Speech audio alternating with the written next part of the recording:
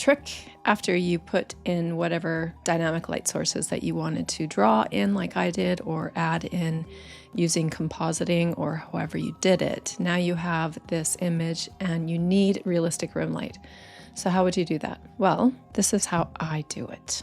So I've cut out my subject and I've darkened the background. I also blurred my candles because I didn't want them to show all the brush strokes and whatnot. I wanted it to look a little bit more realistic. Now, as far as the levels, I did reduce the brightness on her so that this effect would look better. And all I do is I add a layer above, and I'm going to go ahead and clip it like this. I'm going to use a soft brush, just a regular soft brush. And I'm going to sample this color, which is definitely more gold, but I'm going to lighten it. And you can keep your flow at 100. It depends on what you want, but you're just going to oh so gently start brushing on a little bit of that glowy light. Now I'm going to come down to my mask because I did feather it. And if you do that, sometimes you do get some wonky little things happening. So I'll wait till later. So I'm just going to come in and oh so gently start adding in just a regular blend mode, but kind of that goldy color. And I'm just going to come in and brush that over the edges of the mask. Okay, something like that. I could go a little bit more saturated here and just touch the very basic end of it, something like this. And probably the same thing. So I put this candle here so that I could actually affect this portion as well. But this one, I'm just going to do it very minimally. And you can make your brush a bit smaller and just really focus on the very edge of the hair. Now, what I would recommend is if you wanted less of a cutout looking hairstyle like this one, then I would come in and I would add the individual hair strokes and then lighten those up. It would probably look a little bit more realistic. So just add a little bit to her nose and to this side of her face. Okay, something like this. Same thing with their skin here.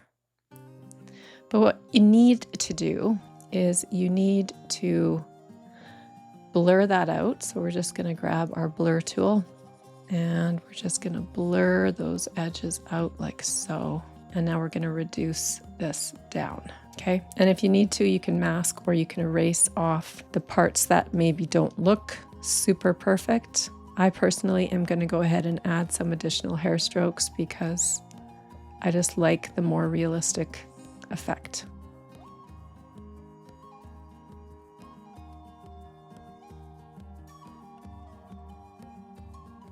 I'm just going to go ahead and merge all of these layers together. This is just my subject. Okay, so do it again, another blank layer over it, clip it, and again, you're going to be able to determine exactly how much of that light source you want to add for your dynamic lighting. And you could go a little bit golder, that's kind of orange. And again, grabbing a soft brush. I'm going to reduce my flow though, something like that. And now, here's what I do. So you're just gonna oh so gently, should really clip it, paint it on the back of her head, maybe down here, and maybe just on the edge up here like this.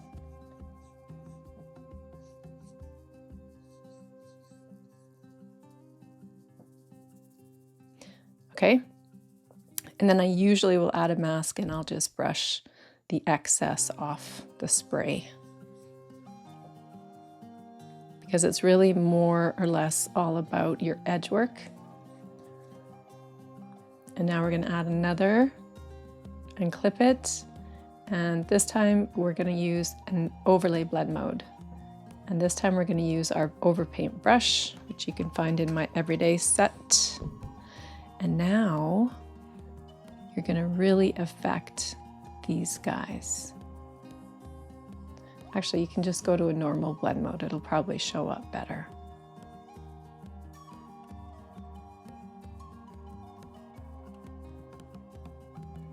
So you can see that those individual hair strokes I did here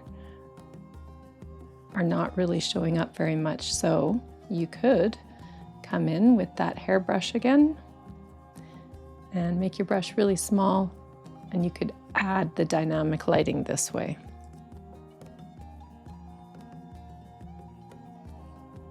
And then just use your masking tool or your eraser to just adjust it after.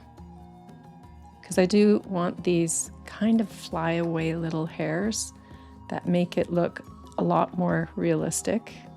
Make sure your brush is really little when you do this. It'll just really help with the believability of this particular effect.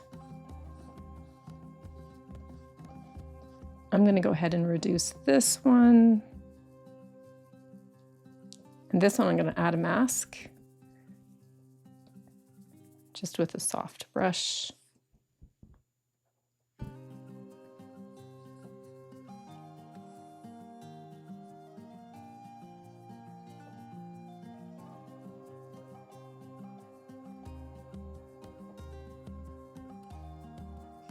And this way you just have the ability to refine it.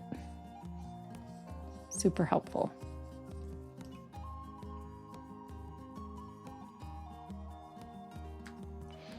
And also, if you wanted to, you could go ahead and blur all of that out as well. I'm just going to go ahead and merge these. Grab my little blur tool and just oh so gently come in and blur my edges out and adjust to suit. And that's how I do rim light. Hope this helped. See you guys in the next video.